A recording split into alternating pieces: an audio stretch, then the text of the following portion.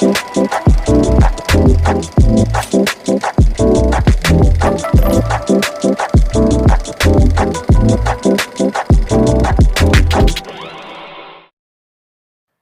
everyone, well, I'm excited today because I'm going to talk about a topic which I think thousands of people have been emailing me or texting me about over the last couple of days, and that's the concept of happiness. And do you know what's so interesting? I don't think I know what happiness is. Think about it. The concept of the Happy Meal was originally invented back in the 50s, made us think that we would be happy when we eat that meal, or the Happy Pill. Or what about canned laughter? I do think that the concept of happiness has become kind of a brand, if you get what I mean, meaning that we fundamentally believe that we need to be happy all time, every time as part of our life. But is there such thing? Well, I think the best way to illustrate that for a second is just to do a little drawing on the screen. So if you imagine you take a movie, for example, and you watch the movie. I never watched a movie where everything was happiness-wise up here, right? And for some reason, everything is going like that. It's going like in curves. And I do think that our lives increasingly is going to be like that. Yet we don't want it to be like that because we constantly believe if I have a down moment, I have a down period, then kind of something is wrong with me. And this is what's so fascinating because the more that is happening, the more it affects us. It affects relationships. That's the reason why the divorce rate is through the roof across the world. It's the reason why people are losing a sense of purpose right now because they really don't know, why am I not happy all the time? It's also, I think, the reason why we right now are going to hit a fundamental line between what we were and what we're going to be. As I'm tending to say, there's no going back to work. I tend to call it going forward to work. And I think now is a good time to do that. But that brings me back to my guest today, which is Laura Gassner Otting, which is a Washington Post bestselling author and motivational speaker. She started her career way back at the presidential appointee for the Bill Clinton's White House, where she helped shape AmeriCorps. And I just want to share with you one little story which she shared some time ago about her meeting with Bill Clinton and how that had such a profound impact back in her early 20s that she actually changed her career path. And I think the rest is history. Take a look at this. So I did what any self-respecting idealist would do. I dropped out of law school. I joined an army of hundreds of advanced men and women who traveled all around the country, throwing rallies for tens of thousands of people in tiny towns that whose names I would never remember, but whose faces I would never forget. And we got Bill Clinton elected. And he made as one of his priorities in the first 100 days the passage of the national service legislation that would become AmeriCorps. I got to be part of that team. It worked. Welcome, Laura. It's such a pleasure to have you with me today. Be here. Well, I just want to start up by asking you one question, which is democracy completely dead now? Or is there hope in the end of the tunnel? Democracy is definitely not dead. You know, the forefathers of the United States wrote in the founding documents of our country that these documents were written in order to form a more perfect union. Not in order to form the perfect union, but in order to form a more perfect union. This is an experiment. Democracy is an experiment. It is 245 years old, and it's ever changing. And I think what we have seen in the last just 6 months has been a re-engagement of people in democracy, regardless of what side of the political aisle you're on, whether you are all the way QAnon or whether you're, super far, into the libertarian camp. It doesn't matter. You got engaged. And anytime people are engaged, the product is always better. So I'm actually really bullish on democracy right now. I've been a democracy nerd of the highest caliber. In fact, I tell my children that I don't care what they become in life. They could become, anything. They can have any career. They can do anything they want to do. they just can't be non-voters, because if they don't vote on that first Tuesday of November, they don't get to come home for Thanksgiving. Like, that's important. You have to be you have to be in the arena. So I think we've seen a lot more people get involved and get active. And for me, that's pretty exciting. But I have to understand one thing. How can these conspiracy theories become so real that people in the tens of millions suddenly are going in one direction, which seems to have no logic, at least when you see it from outside?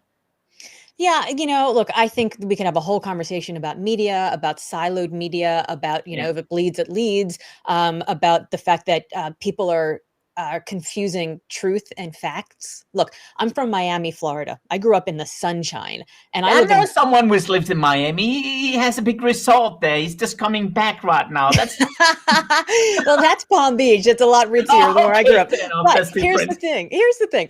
Like, if you were to ask me right now, I'm staring out my window and there's a foot of snow on the ground, but it's 40 degrees, right? It snowed the last couple of days, but today it's 40 degrees. My son, who grew up here, says, "Wow, it's so warm today."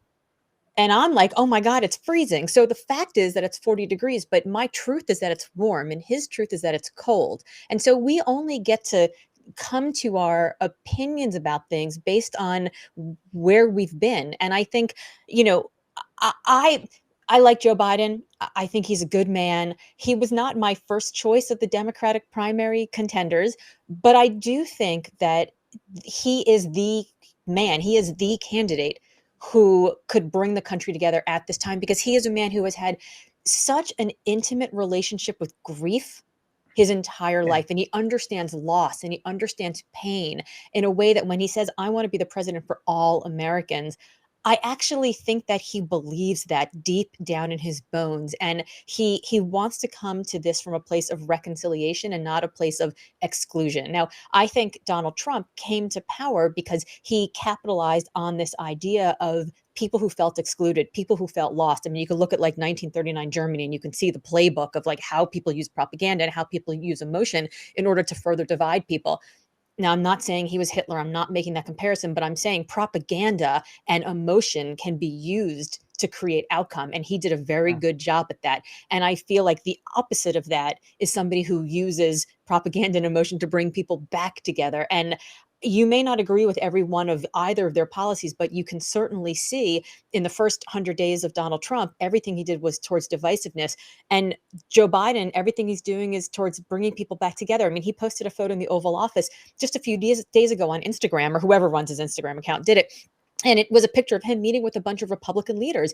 And he wrote in the caption that he was excited to be meeting with Republican leaders to figure out a way forward. Yeah. Now, we didn't see that in 4 years of Donald Trump. So I do believe that, what was Martin Luther King's quote about how like the only way through hate is through love, right? Like you can't beat hate with more hate. You have to bring love to it. And I do think that he's that guy. Like, I don't think Bernie Sanders would have been that guy. I don't think Elizabeth Warren would have been that woman. I think he is uniquely qualified for the moment in time that we in the United States find ourselves. I want to put all this stuff in a perspective. And I remember that you told me about Just Man, which also I believe is the opening for your new book coming out later on this year, which is called Wonder Hell. And where you talk about the interesting conflict we have, and you're not alone. I'm certainly in the same camp as you, where we have a lot of success, but at the same time, we also feel a huge depression, not depression, but a downside at the same time, where you both have the up and the bad at the same time, conflicting with each other. And you told me this story about this gentleman which had a fascinating life, and suddenly he was left with a choice. Tell me about that story. Yes. So he's actually, Josh Mance is actually the opening story of Limitless, which is the book that came out in 2019. But I did re-interview him to talk more about him in Wonder Hell, just because his evolution since the time I interviewed him a couple of years ago is so interesting. So whether or not he makes it into the book, I don't know. Can you repeat a story? I don't really know. I got to figure out how to do that. So Josh Mance is a veteran. He was in the U.S. Army. He was leading a platoon through the streets of Baghdad when he was shot and killed by a sniper. And you heard me say that right. He was shot and killed by a sniper. I met him several years later. So he was dead for 15 full minutes, flatlining in the green zone, while medics were working on him, giving him, do or die drugs, defibrillators, shots to the heart with adrenaline, and they brought him back. And not only was it miraculous that they brought him back with his full brain capacity intact. That is unheard of. So the bullet goes through the heart of Sergeant Marlon Harper and then ricochets off of Josh's body armor into his femoral artery, and he dies. They bring him back. He has to relearn how to walk. He has to figure out who he is. He throws himself back into the only career he's ever known or wanted or loved in the Army, but he does it with such force that he exacerbates Crohn's disease in such a way that he almost dies again. So he has to take a medical leave, and he's leaving the Army. He doesn't know who he's going to be, and he gets a job at Tesla, right? Like, he is an all or none guy. Doesn't like to do anything halfway. He's all in 100%. So he gets this job at Tesla, which is, of course, the fastest growing private sector company in the world, because he's not a halfway kind of dude. And he starts building employee engagement models and leadership development programs. But all the while, he's being called to go speak on stages about the truth behind what really happens to soldiers when they come back from war, what really is trauma. And so he's flying back and forth to give speeches, and then racing back to go to Tesla for 16-hour days, and then back to the airplane to go give these speeches. And everything he was doing mattered. His life was great. He had so much good stuff going on in both of these camps, but his feet were in two different canoes, and they were both running in opposite directions. And he had what he says allurement, right? He enjoyed all these things. He was attracted to all these things, but he didn't have alignment. So he was constantly being pulled in both directions and feeling empty and lonely and, shell-shocked, and as if he didn't even know if he had purpose, all the while people were telling him he was the happiest person in the world, he was the luckiest person in the world, and he didn't feel that way. And that moment of disconnect, that dissonance, that disalignment between, you're so lucky, everything's so great, you should be so happy, but I don't feel that way, was causing him literally suicidal spirals. He really didn't know what to do, how to unpack the trauma, what happened to Marlon Harper, about the medics who had to make the choice between saving him or saving Marlon, all of those things, because he wasn't able to live in either camp fully. And so he eventually left Tesla and went fully into the world of speaking and working with soldiers when they come back from trauma. And when he did that, he finally found his alignment, what worked for him, who he was, and he was able to be very successful at that, and also very happy. But Laura, that amazing story seems to fit perfectly into your work. You worked at a nonprofit search firm, Isaacson and Miller, and later on you started up your own company, which you sold to your team, and were very successful doing recruitment of talents over 20 years. What you saw when you dealt with executives at a high level, was that the same, just with a different flavor? Absolutely. So when you do retained executive search, you are hired by companies, by organizations, by large clients to find the most successful people in the world. That's why they're hiring you. They can't do it on their own. They want you to find the headliners, the bold-faced names, these success stories, and call them up and recruit them away to come work for your clients. So I spent 20 years calling tens of thousands of these people and deeply interviewing probably several thousand of them. So here's the thing. It sounds like a pretty tough job, right? You got to call the most successful people in the world and try to convince them to leave that job.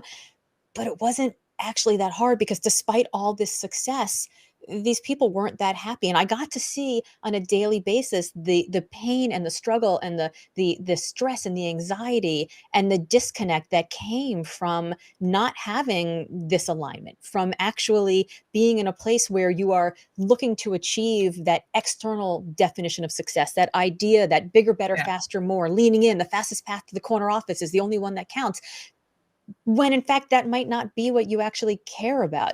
And so recruiting these people away was not that hard to get them on the phone, because we're all told, I'll be happy when I get the next job. I'll be happy when I get that marquee brand on my resume. I'll be happy when I lose 10 pounds. I'll be happy when I get married. I'll be happy when I get divorced. Whatever it might be, I'll be happy when. We're told that we're one purchase away from, like, Oprah's favorite things about, like, finally being happy. And in there lies the problem, that we are thinking that happiness is this thing that's going to come from outside before we actually do the work to figure out if it is. So when I was doing that work, we used to listen for 8 very specific motivating factors that would convince anybody at any time to leave a job. And they were things like, what's the mission of the organization? Is the leader inspirational? What kinds of skills will I learn? How broad will my impact be? How prestigious will the brand look on my resume? Geography, right? How long is my commute going to be? What are the benefits like? And then, of course, money. But here's the thing. We're given that scorecard of what makes a good job good. But then we're never actually told to think about that list and prioritize it for what makes a good job good for us. So, for example, I am a princess of the highest caliber. I love to go to, cosmopolitan European cities. I live in Boston, so, Paris is a 6-hour flight, super simple, easy. You're in, you're out, you're done. I take my first class flight and I sleep on my 800th right count sheets and I get my breakfast in bed served in beautiful, silver. Too bad for COVID. That doesn't happen now. So I have a lot of money saved up in the bank for later. But that doesn't take a lot of time, but it takes a lot of money. So I don't necessarily want work that's going to give me loads of vacation time, but I definitely want work that's going to pay me a lot of money. So I'm willing to work loads and loads and loads of hours in order to get those quick little hits of those, cosmopolitan European destinations. But if you're somebody who wants to have that breakfast in your tent or, in a backpack, or sorry, in a sleeping bag over a campfire that you built for yourself deep in the Grand Canyon with the bugs and the bears and the bees, like good, awesome, good for you. That's not going to take a lot of money, but it's going to take a ton of time. So you might be willing to put money lower on your list and put vacation time much higher on your list. But when we're told the big job, the big office, the big brand, the big salary, that's success, and we're not the person who wants that, then we pursue it and all we're left with is exhaustion. Makes sense. I just want to give a shout out to Khalif back again. I think Teresa, Suzanne, Kevin, Dilshut, Adele is saying hello. I hope it's the right Adele, or perhaps you are the right Adele. It is our Misty, Alex, Silvana, Rui says hello as well, and so does Amir and Martin, a fellow neighbor here. I just want to understand that then. Are we then all living in some fake dream at the moment? Is that what you're saying? Or are you saying the gap is just getting bigger and bigger between what companies are delivering and what I as an employee really gets out of it? Or where is that disconnect happening right now? So it may be a little of both. So I was told by my 4th grade teacher that I was really argumentative and that I'd be a really good lawyer. So Martin, of course, the first thing I did was I told her she was wrong because, argumentative. But then I created a path that got me to law school, where I looked around on the very first day and I was like, I don't belong here. I don't want to be here. I don't think I want to be a lawyer. I'm not interested in the topics. And I wasn't interested in the pre-reading, which is why I didn't do it, which is why I got called to the very first day for the Socratic method. I didn't have any answers, right?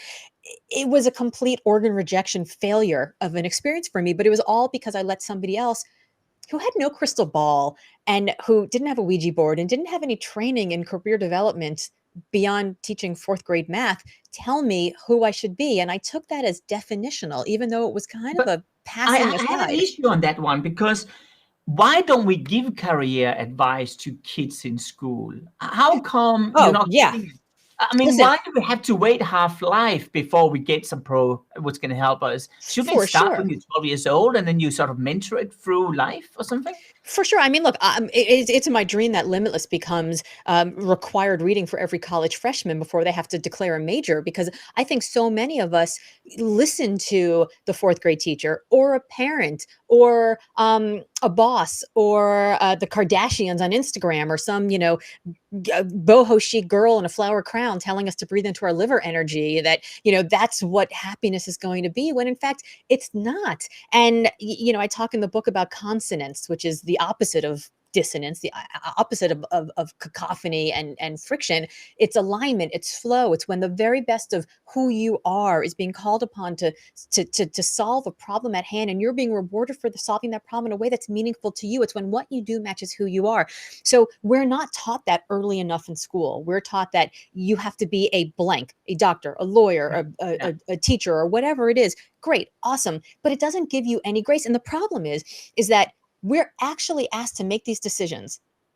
Pick a trade, pick a major, pick a university, pick a path. When we're 15, 16, 17, 18 years old, and you know what you don't have when you're 15, 16, 17, 18 years old? Well, you certainly don't have a vision for where you're going to go.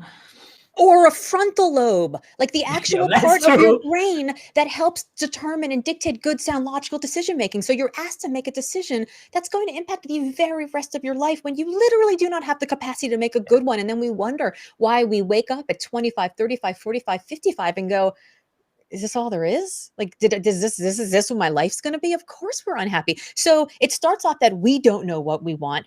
And then our employers are talking to us from the same list of, eight more motivating factors. Well, my squeaky salesperson wants more. I'll just throw more money at them. You throw more money at them, and then they're back in your office 6 months later with that, like, what have you done for me lately face on? And you don't know what to do because it's not bonus time yet. So do you give them how do you keep them incentivized? You don't want them to leave, but you don't know if they should stay.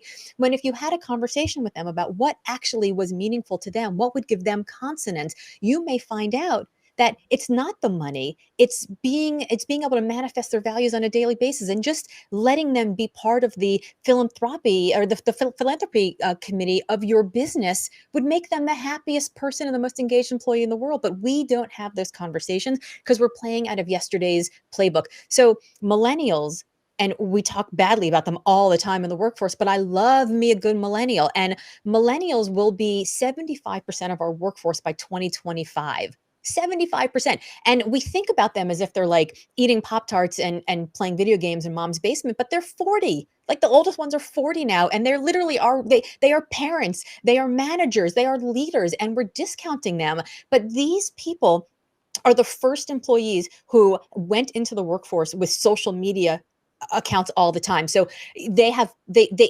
always been living their life out loud. Who they are at home is who they are at work. And the whole work-life balance thing is nonsense. Like, you're never going to have work over here and life over here and never the twain shall meet. It's always like this. We're friends on Facebook and on Snapchat and on Instagram and talking to people on Clubhouse now who are connected to us in all the different facets of our life. So why would we try to be a different person in both places? We need work-life alignment, because work-life alignment allows us to show who we are as a human being and be actually celebrated for that at work. So employers, in order to get their employees to be excited and to feel good and be engaged, need to actually have these conversations about what drives their team, what really gives them engagement beyond just the, like, we've got kombucha on tap and a ping pong table in the break room. It's got to be more like, why do you do this work? Who are you as a person, and what do you bring to this, so that we can celebrate all of you as a human? Well, and this is fascinating stuff. I want to pause here for a second and put this into perspective, because we all talk about companies lacking a purpose, and they all have to have a purpose in the future. And certainly a lot of the research studies I've done over the last couple of years shows that we actually get more fulfillment from giving things to people than actually taking. So of course the whole idea about giving stuff to people has become sort of the front and center of everything. And you're saying really an interesting thing about this. And I want to play a little clip where you ask a fundamental question. Take a look at this. With every disaster from Haiti to Newtown, we feel this calling to serve. We ask ourselves, how can I help? And what do? We send teddy bears. When a gunman killed 20 children and 6 adults at Sandy Hook Elementary School, 67,000 teddy bears descended on Newtown, Connecticut. 67,000. That's enough to fill a high school gymnasium or an Olympic-sized swimming pool. Hashtag thoughts and prayers. It feels good to us to send teddy bears. It comes from the best part of our humanity. It is a noble impulse. And there is nothing selfish about wanting to send a teddy bear.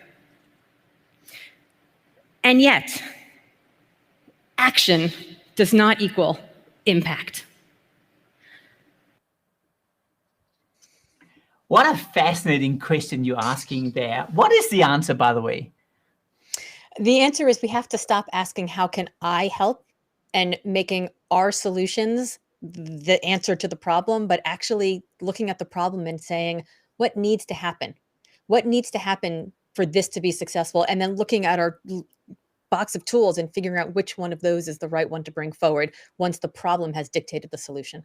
If I take you back to the Bill Clinton days, and I know you also worked with Hillary Clinton on her National Finance Committee. What did you take out of that experience, which today have shaped you or informed your opinion about what to do?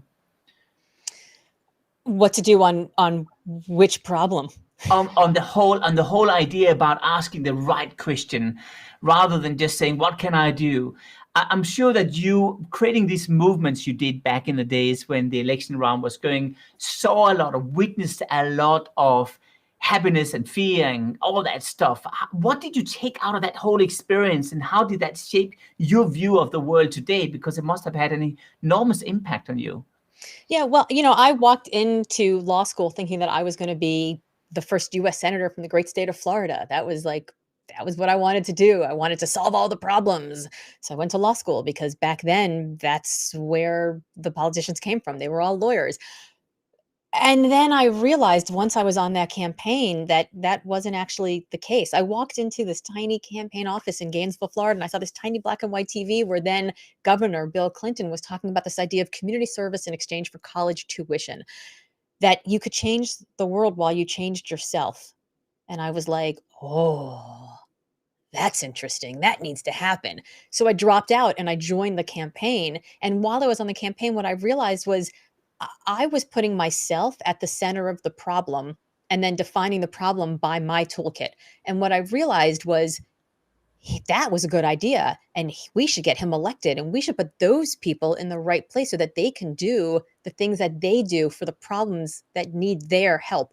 And so for me, it's interesting because I ended up then going from politics, helping create AmeriCorps. More than 1 million young people have served AmeriCorps at this point, college tuition in exchange for community service. And they've done everything from community policing to education to environment to disaster relief and response. And I'm really proud of that work. And it's funny because I went from there into executive search, which wasn't me being in the leadership, but was me putting the right people in the leadership of organizations so that they could do what the problems needed. And it's funny because I now, I sort of had a moment of rage while I was at that big search firm, and I started my own firm and then built it and sold it to my team 15 years later. And I became this very accidental CEO where I was center stage. And now I make my living as a keynote speaker and I'm center stage again. And it's very awkward for me. In fact, that even watching that TEDx that you're showing is awkward for me. That was literally the first speech I ever gave in my life. And I'm like, I am a TEDx speaker. I can't even watch it. Now I get on stage and I'm like, cocktail party me. And I'm so much more comfortable. But the only way that I was able to get comfortable doing this work and doing the research and writing the books and being on stages was to think about myself as being stage left. So even though I was center stage and under the spotlight, it's really my client who's the star. It's their audience who's the star. It's what do they need? The first question that I ask when I get booked for a keynote is, what do you want your audience to think or do differently when they leave?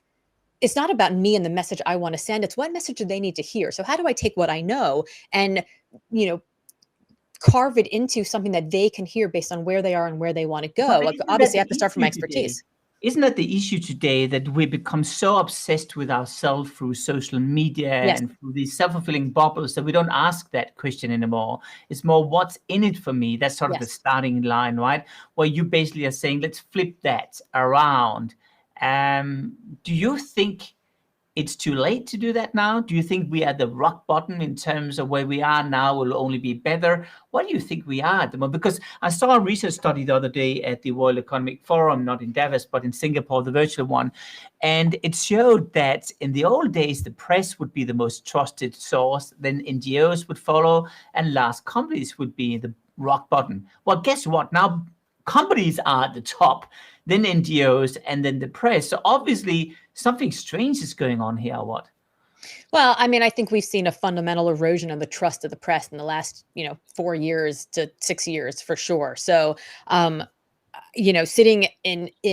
sitting here in the US right now and trying to figure out where we get COVID vaccines and who gets them when and what, should I fly to my sister in Dallas and get one now, or do I stay in Massachusetts where I am and wait my turn, right? There's a lot of stuff that's going on now. And I think the erosion of the press, the erosion of the belief in science and facts and research, the erosion of government I think we're seeing a huge, there's going to be a long tail on that. And even the national security problems that we're going to have coming out of this, can't even begin to fathom that, because I'll never sleep again if I start to think about it.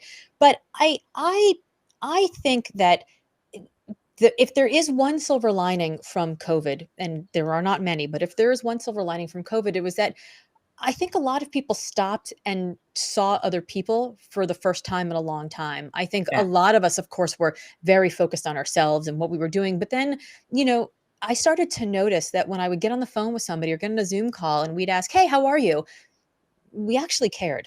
That we have. We We actually actually listened. listen. Yeah. We listened, right? We Yeah. listened. We actually saw each other, and we were seeing each other more, because every email that should have been a phone call became a Zoom call. So, we actually did literally see each other more. But it's so But funny you saying yeah, that, because a friend of mine, he said to me yesterday that when he went down to the basement to do all his laundry stuff, in the past, people wouldn't talk to each other. Now they stop up and they talk to each other. So obviously that is the silver lining. So perhaps we are reaching rock bottom and actually things can turn around at the moment. But I think what I'm taking out of what you're telling me right now is that we need to probably look more at other people, rather than just it's all about me. And I think certainly the research study we've done time after time shows two things, which is really fascinating. One is, of course, giving is better than taking. The other thing is anticipation. I'm not sure if you thought about that. There was a study yes, done in Holland that when people were planning a bicycle trip and they were spending 6 weeks of planning it, the happiness level was substantially higher. yes, They actually loved that trip much more than if they were asked, tomorrow you have to leave, because anticipation became part of the journey. yes. Well, guess what? When did we have anticipation the last time? We haven't had it. When there's a new album coming out, let's click. When there's a new movie, let's click. No, the food has to arrive here with a drone within 5 minutes. So I think there's multiple factors causing that disconnect between happiness and where we are and where we really want to go. Is that fair to say? I think that's absolutely fair to say. We become a society of such instant gratification that anytime we have to wait for anything, we don't get more excited about it. We get angry. And I mean, I remember waiting in line for tickets overnight, like sleeping outside of the record store in order to get tickets for a Yeah, concert. And me and we too. were and you know how much fun it was. Like, you were out there and you had your big boom box, and you were like playing your cassette tape, of the band that you're going to see, and everybody's dancing, and you're having such a good time. And you're not even at the No, Rana, concert, stop, you're having a stop, good time. stop, stop, stop, stop, stop. You are right now declaring your age. You know that, right? It's not very smart. When you talk about I these know. terms, right? Cassette and stuff Boombox. like that. We understand each other because we share the same age, right? And the rest, Yeah. oh, be I careful. almost said 8-track, but I decided I'd at least hold that back. Yeah, well, I read about it, right? Look, I think, I've read those same studies that like 80% of your enjoyment of a vacation comes from your planning of a vacation. So I have like gypsy blood inside of me. I'm an Eastern European mutt, and I wanderlust. I have a fatal case of wanderlust. So the fact that I have not been able to get on an airplane in a year has been, it's been a little hard. My youngest son, my 16-year-old, also DNA, he got the wanderlust. It went from my grandmother to my mother to me to my 16-year-old. And he and I have actually been fantasizing about the around the world trip we're going to take. And who knows if we'll ever take it, but the amount of fun that we have talking about, like, if you have to buy the airplane ticket that only goes one direction, you can go north and south, but you have to keep going, east, or have to keep going west. Where do you go? And do you just like do it this way, or do you kind of go up and down, or you do all the way down? And then, like, how do you do it? And we've had a great time doing that. We've really enjoyed ourselves. But I think that's part and parcel of the whole thing. I think we are so interested in that quick hit of feeling good, Yeah. that's why we ask, how can I help? Because Yeah. we want to feel good. We want to feel Yeah. good. Like, imagine, Martin, if your neighbor calls you up and he's like, man, like, my car's broken down, and I know that your job, like, I'm kind of on the way, like, could you give me a ride? And you're like, yeah, right. Like, he calls you, my car's broken down. You're like, how can I help? Can you give me a ride? And you do. You give him a ride. Great. Now, the reason that you give him a ride that day and the next day and the next day for weeks is because he can't actually afford his rent and the mechanic. Yeah. So he's not able to, get the car fixed. So you're Yeah. giving him a ride every day. Are you helping him? On one level, yes, but did you solve his problem? No, because his problem isn't that he needs a ride to work. His problem is that he needs a better job that pays more money. He needs more connections. He needs a better resume. He needs more skills. He needs interview training. But we ask, how can I help? And we actually give ourselves the quick hit of helping, the instant gratification, but then we don't actually solve the problems. And we end up building these cathedrals to comfort to our own egos, but we don't do the hard yards of building institutions. And I think what's happened in COVID is that we've all sort of stopped and said, what do you need? How are you doing? Which isn't, how do you think I'm doing? Right? It's a very different question. So what needs to happen is the right question to answer, because the how can I help doesn't actually solve the long-term problem. It's important. It's good. Like I said, it's great to send a teddy bear. It's lovely, but it doesn't actually stop it from happening again. It reminds me about a conversation I had with a taxi driver some years ago in San Francisco. And he said to me, he was coming from Pakistan. And he said, it's so ironic when you come up to the Christmas season, he said, because everyone is so busy buying Christmas presents. And sometimes they don't even know who they're buying it for. They're just buying it. And because then they feel good. And then I said, did people feel good? Yeah, they felt good for about a day. And then they're stressed on something else. And I think that's exactly what you're saying. I just want to just point out one guy, which is Evan. Evan says that he has been working on re-engineering his ego as a consequence of what we talk about here. And I'll talk about, at least we have an impact now, Laura, right? Now, I want to wrap up. It's been fantastic to hear your thoughts on this topic, which I think is front and center for a lot of people right now. Now, you have a beautiful book. It's out on the shelf. It came out in 2019, is that right? And it's called Limitless: How to Ignore Everybody, Carve Your Own Path, and Live Your Best Life. Where can people find you and the book?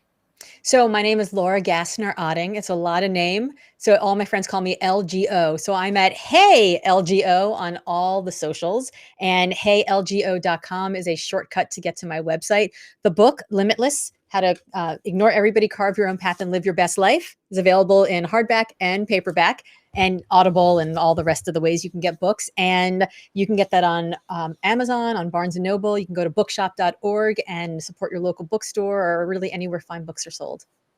Laura, it's been such a pleasure spending time with you. Thanks for joining me.